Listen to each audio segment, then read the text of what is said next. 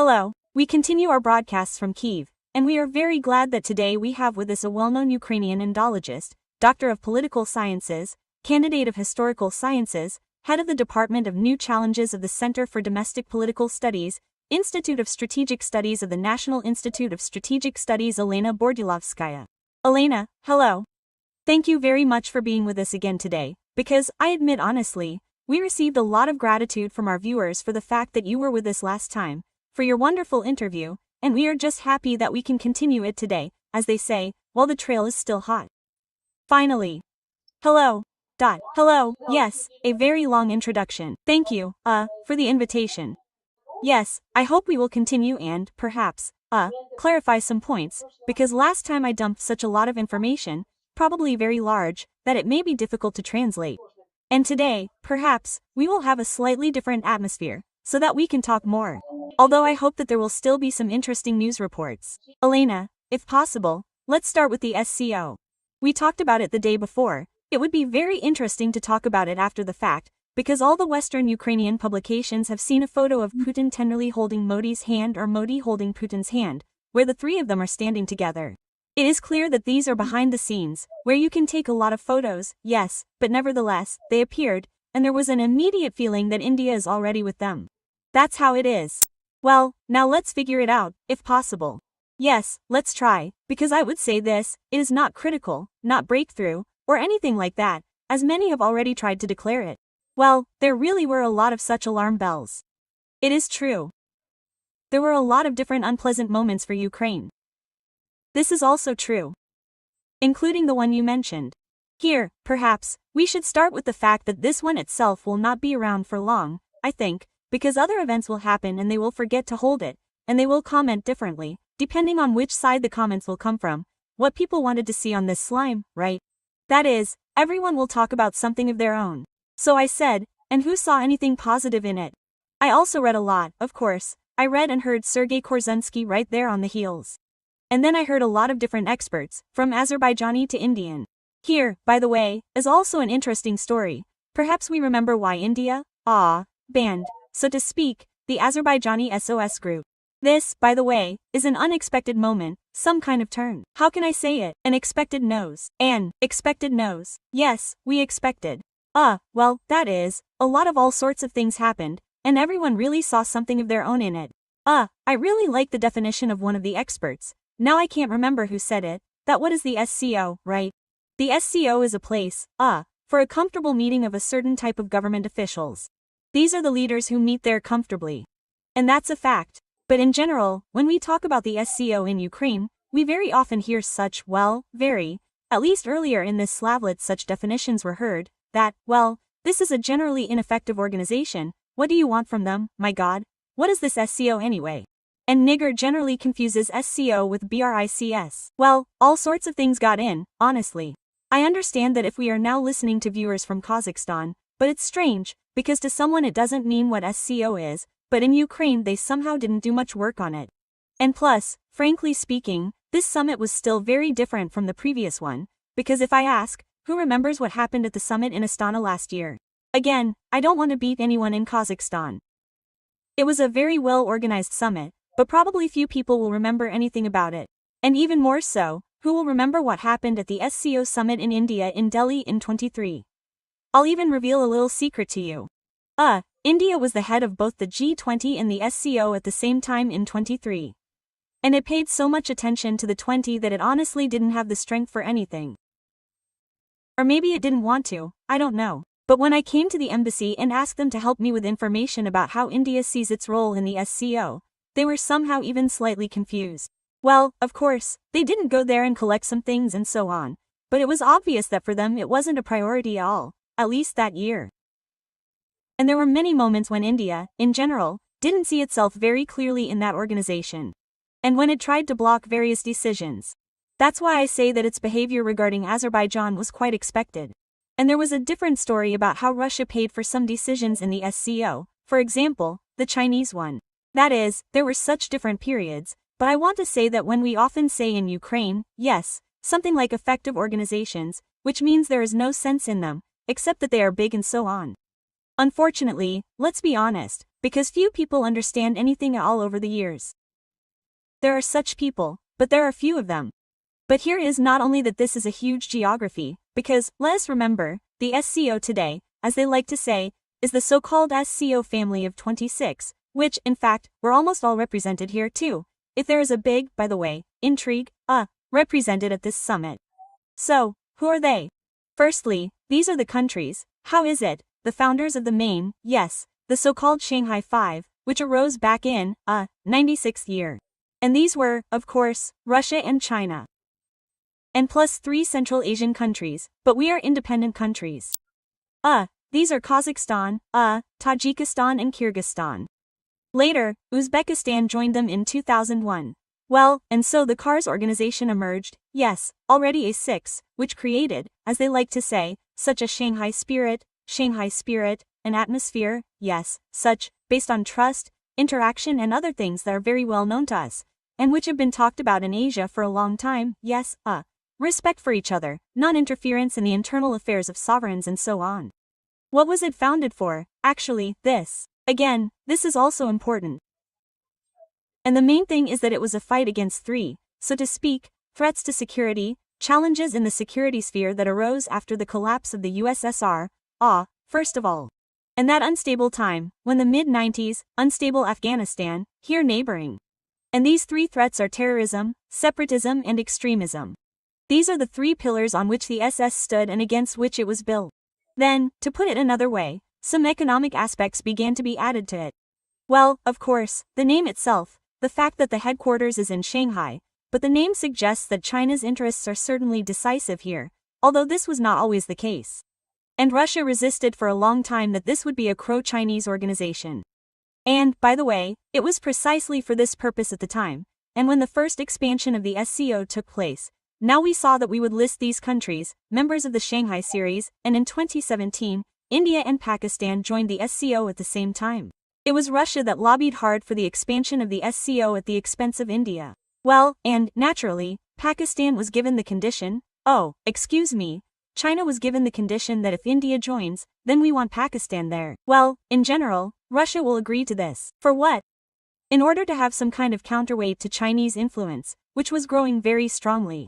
After Russia blocked a number of Chinese TOS initiatives, for example, the creation of a free trade zone, China went ahead with its own projects, including, as we remember, 2013. This is exactly the first time the initiative was put forward, yes, the Belt. Well, and then the creation of its own separate formats with the countries of Central Asia, for example. Here are other Chinese initiatives that began to very actively gain strength. And so, in fact, a countermeasure from Russia was the admission of India. Well, where did Pakistan expect? And then in 2022, Iran joined the SCO, which the Federation was also very happy about, of course. And the last country that joined last year was Belarus. Well, it is clear, also in whose interests, although, in principle, China was not against it, because it has its own cooperation with Belarus, yes, I have. And thus, in this SCO family, yes, there are 10 member participants, yes. In addition, there are 2 countries that have had observer status for a very long time. These are Mongolia and Afghanistan. Well, we saw Mongolia on the website. And has anyone seen Afghanistan? And given that we know that Russia has recognized the Taliban, yes, officially, which other countries have not done. Perhaps this is the reason. But we also know that the day before, it was the SCO itself, I recalled this. There was a visit to UN to countries, including a stay in Kabul, negotiations with the Taliban government, and so on. But we will not see them at the summit in China. So, we have 12 countries and the remaining 14 countries are the so-called dialogue partners. Generally speaking, it is assumed that it is through this status that, all countries must go through in order to, well, finally join the SCO someday. That's how Iran went through this stage, India, Pakistan, even Belarus, and so on. There are as many as 14 of these countries. And all of them, if I'm not mistaken, their leaders, either government leaders or country leaders were present there. These are Azerbaijan and Armenia, yes, actually, which have already applied to join the SCO. This is Bahrain, this is Egypt, Cambodia, Tatarstan, Kuwait, the Maldives, Yarma, Nepal, the United Arab Emirates, Saudi Arabia, Turkey and Sri Lanka. Well, it seems I haven't forgotten anyone. A total of 14 countries. You can easily find all this information anywhere if someone hasn't managed to remember everyone. Thus, this organization really, if you look at the map, which countries either cooperate with it, or even just the whole of it, but it is huge in size. In terms of its geography, it is 65% of Eurasia, and it is almost a quarter of the territory of the entire world, 42% of the population of the entire world. And here, well, and this is approximately 30% of the world's GDP. Well, I am not an economist, I will not talk about economics much, but I will say that, no matter how we treat this, critically or otherwise, but recently, over these 2 decades that have passed, well, even 25 years are considered, yes, on anniversaries, yes, and the trade turnover between the countries has grown almost 100 times. Probably, after all, this is a lot. It is clear that China occupies a dominant position here. So, the trade turnover of the PRC with the countries of this Shores family, that is, not only the members, but with all 20, it reached approximately $900 billion in 2024. Let the economists comment on this, because, well, in fact, on the one hand, this is not very normal, because all the same, as a percentage of China's trade with all countries, this is less than 15, but it is growing all the time. These are a lot of infrastructure projects. And if we look at the agenda for this summit, then in fact there were a lot of such advanced things. Also green energy, the fight against climate change, how can we say this? Rapid development, stable, sustainable. Development, sustainable development. Yes, and there is the fight against disasters, a lot of investment. This is important for such countries, like look at Pakistan and India, which are now suffering very much from flooding. This is very important. These are different alternative energy sources. And this, of course, is the use of artificial intelligence, engineering somewhere from this. All this was also discussed, but these are such working moments that few people are attracted to, except for countries often, yes, it is important to them, this is money, this is their future. But more and more people saw this picture, yes, with which you started. Let's go back to the CTIC, because, firstly, security issues still remain in the first place. And in this it was created for this. This is certainly not NATO. And let's say right away that I don't see any Russian catastrophe for Ukraine in this summit. Because Russia has tried many times to push through its, so to speak, order at these summits, yes, its own narratives, let's call it that. It was in 2008, when there was a war in Georgia, right? It was in 2014, when Crimea was annexed. It was in 2022 at the summit in Samarkand, when, by the way, few people wanted to talk to Putin at all. And when Narendra Modi first openly told him to his face that now is not the era of war, which means that you are building a war, that is, in fact, lazy, his progress. But in none of the SOS declarations will you find a mention, but these interests of Russia, which they would like to beat there. That is, for example, that South Ossetia is Russian land, well, something like that. Oh, Gray say, yes. Then there is something about Crimea again returning to its native land and so on. And what it means, Putin very actively tried to do this in 2022. And this time he gave a huge interview to the Xinhua agency, before the start himself, in which he again began to say that it was all the West that started the war in Ukraine. This is all a coup d'état in Kyiv, and we, defended ourselves, but there is never anything of this in the documents. That is, Putin in fact did not manage to push through these absolutely false visions of history and visions of protecting interests in Russia, which they would really like. And the Shanghai spirit actually turned out to be stronger. That is, this atmosphere of compromises, cooperation, finding ways to understand something there. And again, this did not happen with you, as our Ministry of Foreign Affairs spoke about. The war in Ukraine is not mentioned there. I think, one can also treat it differently. Someone will say, well, there is no condemnation of aggression. And when was it? I apologize. It was definitely not there.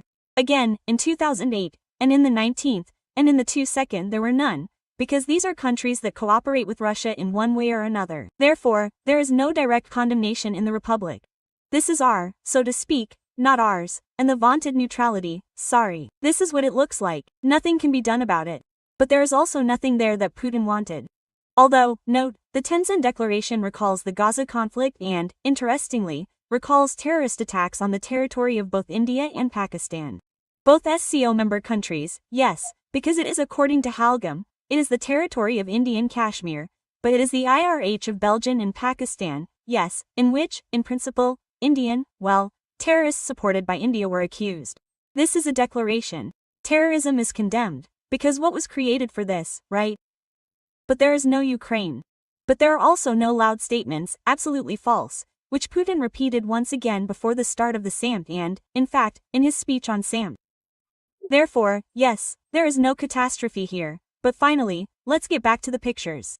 Summit really had many such very indicative moments, and these pictures and, generally speaking, was of a very demonstrative nature.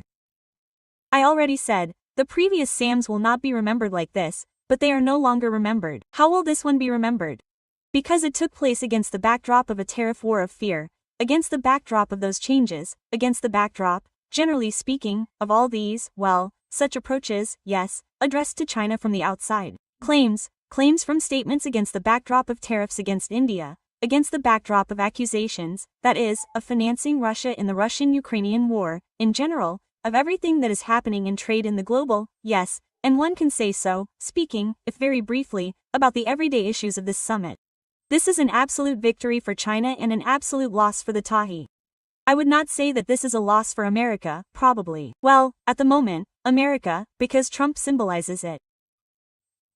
Trump has absolutely lost in the region that the Americans themselves once renamed the ITR Satter. Yes, it was Asian technology, it became Indian technology. Why exactly? Because India as a component, including security of this region, has begun to play a huge role through cooperation formats with the United States and other Western powers, in particular Japan and Australia. And, strictly speaking, it has remained, but the meaning of this term is now somewhat different. India has not gone anywhere either. We have said that it will, of course, survive there, although this will probably happen. Well, that is, it was really very demonstrative, and all the statements that were made, starting with Sisinta's opening speech, in which he said that we, as always, we, that is, in this Shanghai spirit, we are against Shendahamo. We are for cooperation, we are for an open dialogue, we are for, that is, an outstretched hand, and so on. Well, and these hands, yes, now let's return to outstretched hands. An unpleasant moment. I would even say that it was not Putin who led ODI, but Putin who led Modi. After sitting with him for 40 minutes in a limousine, Putin's, yes. Then he, you see, took him by the hand to Xi Jinping. But all these hugs, this is already a trilateral meeting, which everyone was lying around, where is, you see, Russia, India and China. Here it is. It was not so idyllic. In fact, no big discussion in the reformat happened. What are you saying? But the picture was indicative and, let's be honest, unpleasant for Ukrainians, because, well, okay, he was sitting with him in a car. We don't know what he discussed with him. He told my husband there that, well, come on, let's start the war already, that's enough. And he said, listen, well, since you can't end the war, then give us a discount on medicine and the Indians get it. We already know, we don't know. These are our guesses, but there was no need to directly lead him by the hand, write on Twitter or something instead of Twitter on social networks about how to always do a speech with your dear friend Vladimir, and in general there are such epistles. There was some kind of need for this. I'm not sure, that is, this is what was unpleasant for us. It was definitely very indicative. And, of course, it was an indicative picture for the tracks, but it didn't make it any easier for us. And then, all these meetings, there were a lot of them, for example, the bilateral meeting between Pashinyan and Aliyev. Quite warm, yes. There were meetings there, let's say, the meeting between Erdogan and Putin was important for us, because the Ukrainian war was also discussed there. And we needed to say that Roger Torgan was much more diplomatic than Naranmod. He said that he appreciated the dialogue that had developed between Turkey and Russia in terms of ending the Russian-Ukrainian war, that they were always ready to continue this constructive dialogue. Well, you know, at least without any of these dear friends of pleasure from the meeting. There was nothing. They simply said that we are waiting for you next time. We hope to see you again in Istanbul and discuss, therefore, the next steps. We are always happy to facilitate this. That's how it is.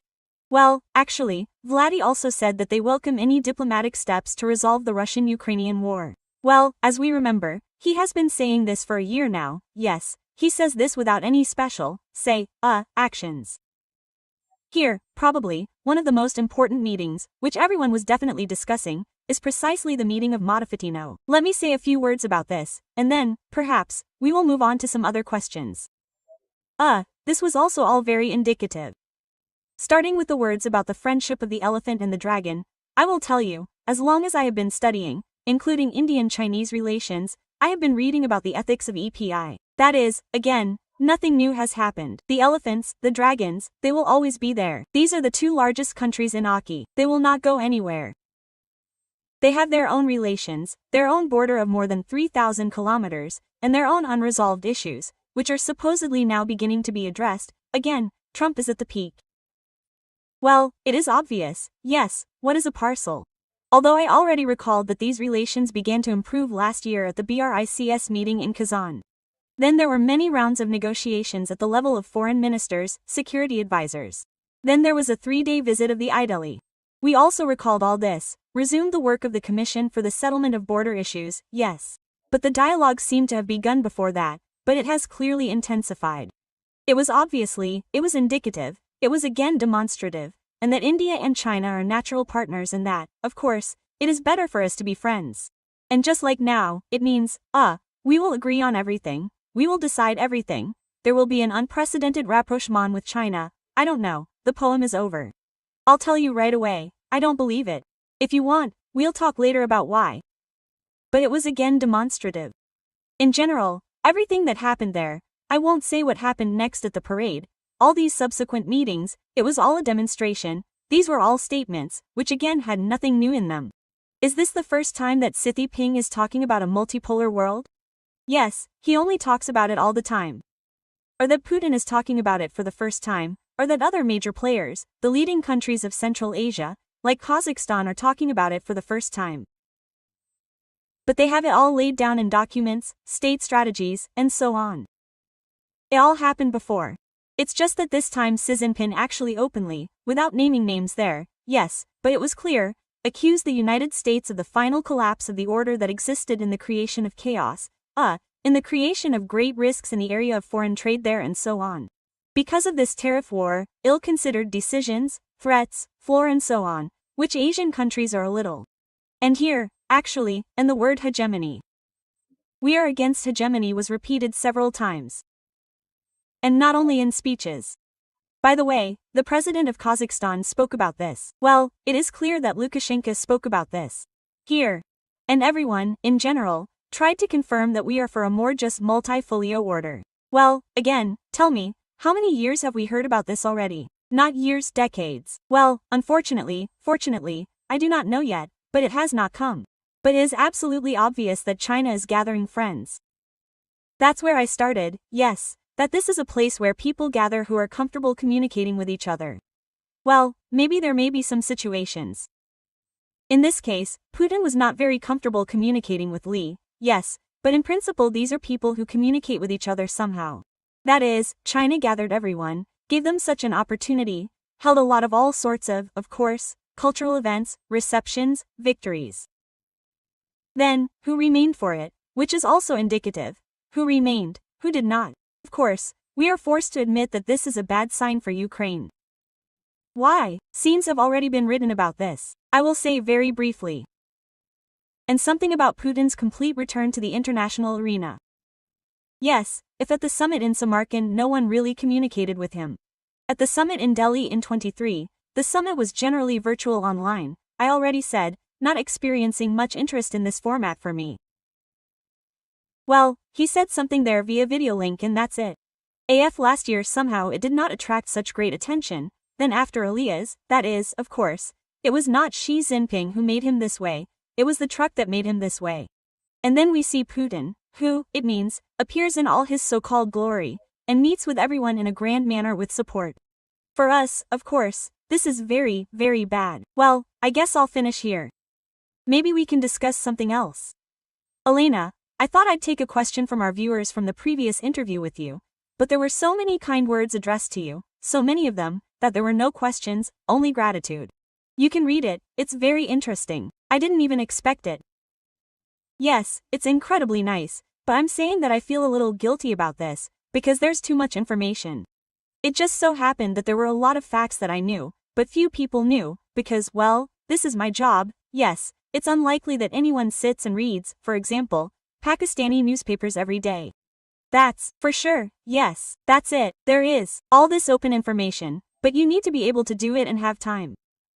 So I got so much of it, it became clear to me what is going on. And why is that? And what does this film Marshal Ossini have to do with it, whom, by the way, we saw there Nazine, he was a million both at the parade and at the meetings. He came there too. That's what I decided to share, because it is very, well, like a simple explanation of complex things, it seems, right? That's why there was a lot of information. Thanks for the feedback. In general, we will try to do it like this earlier. Probably because there weren't too many questions. But here the situation is a little different, because I saw, well, somehow I can. I saw different posts there after the summit, there, and our well-known political scientists, who, wrote there. And what kind of friendship is this, then, in the model, if he didn't stay for the parade? So, he wasn't going to stay there. And Korzunsky said this very well in his interview with you. He just returned from Japan.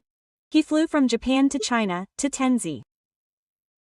I understand that Japan is currently one of the few, frankly speaking, reliable partners of India.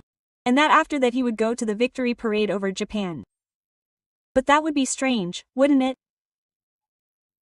That is, again, there are very simple ones, no need to look for any strange solutions, any explanations. Yes, everything is very simple here, of course, he didn't go there. Although, frankly speaking, India has a lot of reasons to take part in such a parade, because British India, its troops, its population, its food, after all, took an active part in the Second World War and provided this disease. And we know that in India itself in 1942 there was a terrible voice of Bengal, more terrible. This is one of the most fertile territories in the world in general. And there was a terrible famine, because all the rice they took it out, then the Japanese destroyed it. It was food. Yeah, well, it was all a huge contribution to World War II. Although there were episodes, there were participants with the country of India in the country of the icon. Also such interesting things. Well, it's all history, yeah. We're just not even discussing it now, because who represented the winners, actually, well, it's clear that it's strange. It's a separate topic of this parade and this, Sidneypin FN Chudong, yeah, in the absence of Demindon, yeah, and everyone who really fought and so on, and in the absence of the Americans, who, well, in general, won this victory.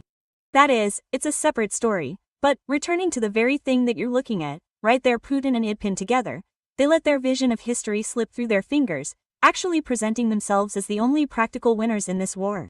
But Putin failed to push through his vision of the war in Ukraine on the same day. He failed, he didn't succeed. I dare to assume, it will never succeed, because in the majority so I hope and, perhaps, even know that the population of the countries that were represented there have great sympathy for Ukraine, Ukrainians, for our struggle for independence, because this war has already officially received the name of the War for Ukrainian Independence. And this is so. And no matter what the leaders declare or do, and no matter what they, maybe, no matter how silent they are, is also true, yes. But we know that there is an understanding of the situation, what is happening in Ukraine. Well, in the majority, in any case, I dare to hope for this. And that is why it turned out the way it did. And what we also saw there, well, you understand, such forums, they are always platforms for meetings on the sidelines. There, everyone who could, caught whomever he could. Yes, take the same Pakistani Prime Minister, who caught Putin, talked to him there, take the same Iranian Prime Minister, who also used his opportunities to show himself. Well, all this it was supposed, and China, the organizers gave a great opportunity to do all this, let's say. And so we saw such a huge, more than 20 number of countries of their leaders who gathered and, in general, make such a statement that, well, you know, you have your double standards, demands, blackmail, and we have something else, we have a different tradition. This is in general, of course, let's say, an Eastern tradition, yes, how to accept children, how to, communicate with each other. And you know, for example, such an ethnos as the Pashtuns, this also interested me in the stories, and I was engaged in this and I have an article about this too. You can write a nickname. They have a lot of their own proverbs for each people. They have a proverb that the safest place for a Pashtun is the house of his enemy. Because if you come to the enemy yourself, no one will ever touch you there, never. And then they have their own rules, there, how to negotiate, what to do, because everyone knows that there are Pustuans there, the bloodfirers there do nothing but fight, they don't know how to do it. But in fact, it was among the Pustuans that there were many participants in this movement for the liberation of India by violent means. Many comrades of Mahatvigal, for example. It's just that again, few people know about this, right? That is, these traditions in Asia, how they greet, friends, enemies, it doesn't matter, guests, how to tell them, what can be said, what can't be said. Here we saw them, including we saw the support that they provide to each other where it is necessary. And this support of their own history of Azerbaijan, well, and Armenia already, so to speak, in the second echelon, the fact that they were nervous with the adopted TOS, because India was very offended, it seems to me, we also recalled this, and the support that Pakistan and Azerbaijan gave during the last conflict, because there is a triple military alliance between Pakistan, Azerbaijan and Turkey. In addition to the fact that Azerbaijan and Turkey have their own, of course, very close relations, cooperation, this triple alliance has already been tested by Grenov, including the Karabakh War. And yes, Azerbaijan has supported Pakistan very much. They do not hide this, this is there, so to speak, well, they see it Cordova. And it is clear that in India they treated this more essentially and blocked Azerbaijan's entry into the SS. Well, it is clear that Pakistan, which has already agreed to establish relations with Armenia, which, by the way, they never had. Why? Again, as a sign of solidarity with Azerbaijan. They did not have relations with Armenia, Pakistan. They agreed and would like to lobby for their entry into the SS as well. Well, Azerbaijan did not join us and Armenia did not join. And here's the last thing I want to say, will it always be like this, right? What will happen next, if we look ahead a little, this is, of course, difficult. Why do I say that I do not believe in a very quick shift between Eritrea and China? That's it. Probably, we need to wait for such a situation. How did it happen in the history of Azerbaijan and Armenia, their relations? That's why I remembered this. Probably, a couple of years ago, no one could have imagined that there, with the mediation of Turkey, let's be honest, even in the White House, but certain documents were signed there and then, that means, the correct agreement that was being prepared before that. Dolly, probably no one could have imagined this a couple of years ago. Yeah. Yeah. And this corridor named after Trump and everything, that means that the Zangezur former, well, repentance corridor and so on is being prepared there. That is, there were contradictions that turned out to be insurmountable. It turned out that they could be overcome. Maybe, yeah, something was decided by military means, we know, during the war, as I call it, the liberator of Azerbaijan against Armenia. And with the help of allies, again, Pakistan and Turkey, everyone knows that too. But something further seemed to provide for a peaceful dialogue, and it happened. A lot of contentious issues were resolved due to new opportunities, including the economy. And this is exactly the point that really bothers India and China, because why do they have such a complicated relationship between this elephant and the dragon? For so many years, yes, that's why they got nuclear weapons, so to speak, as a deterrent. First China, then India in response. They directly argued this by saying that China has us, so we should have one. So this is a border without demarcation. Well, listen, they have such a border, it's the so-called McMahon line at one time, that is, it was from British India, 1913. Well, somehow they lived there with this border anyway. Yes, it's very difficult to demarcate, because these are mountains, these are difficult areas, very often.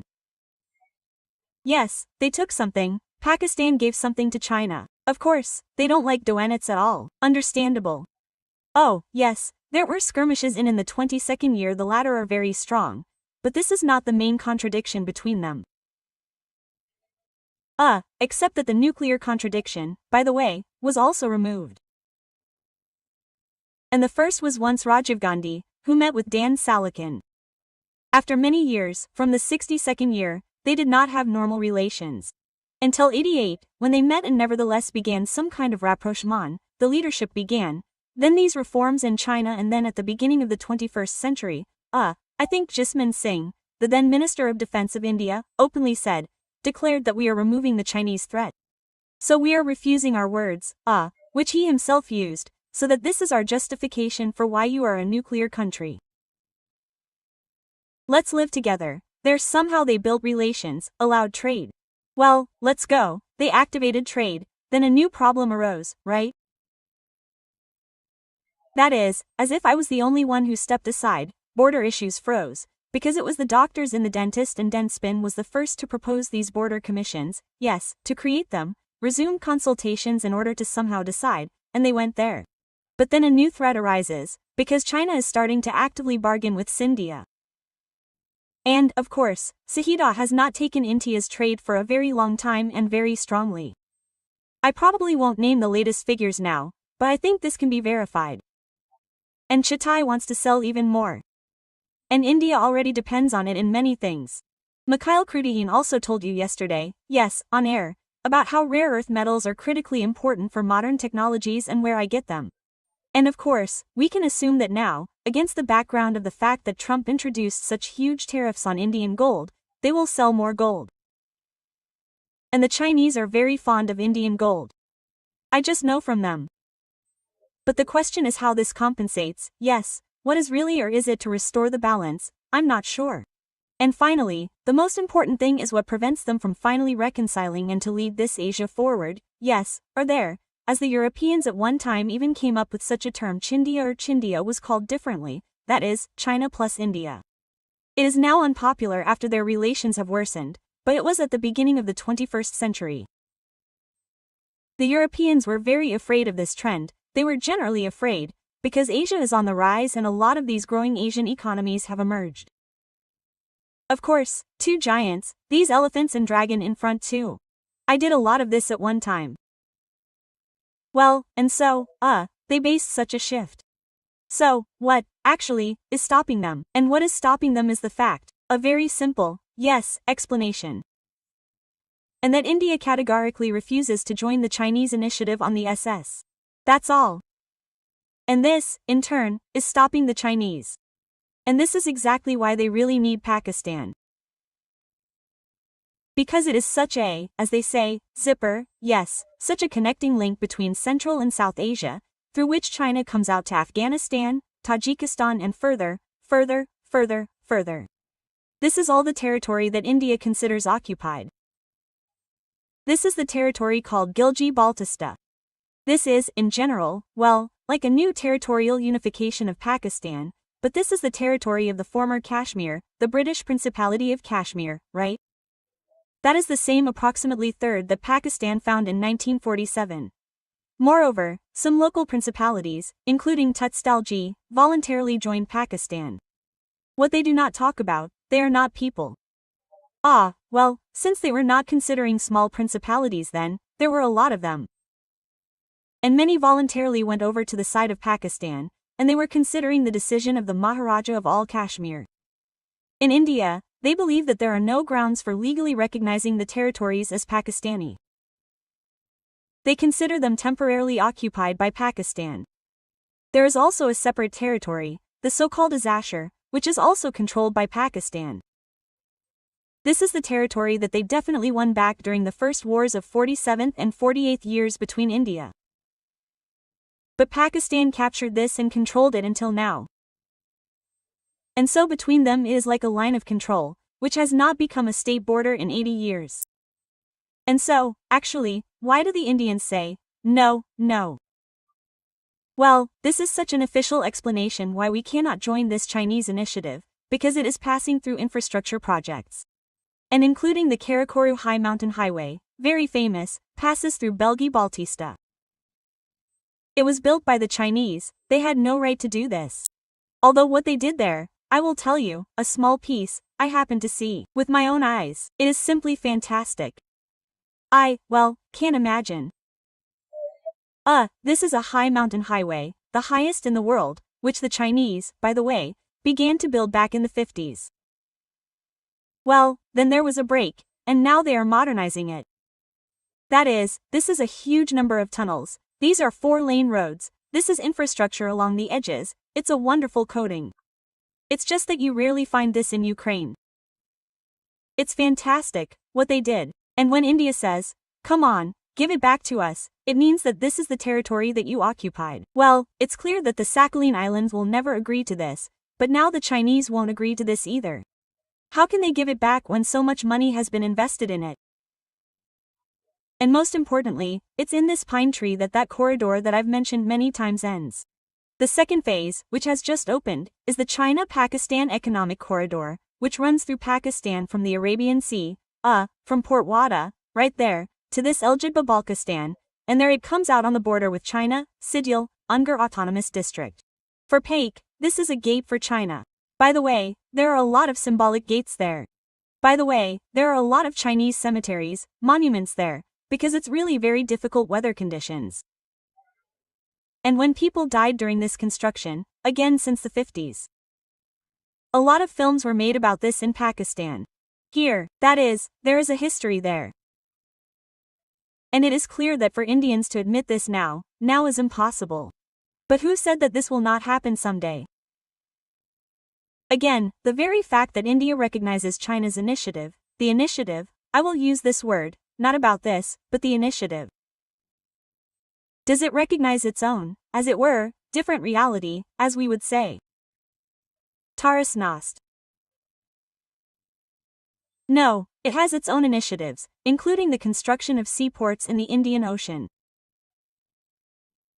It has its own initiatives there on the construction of corridors and so on. But what China has already done in 12 years, 2013, is already a lot. And this is not like erasing the map. Exactly, this is a huge amount of money that has been invested, which should be used and will continue to be used.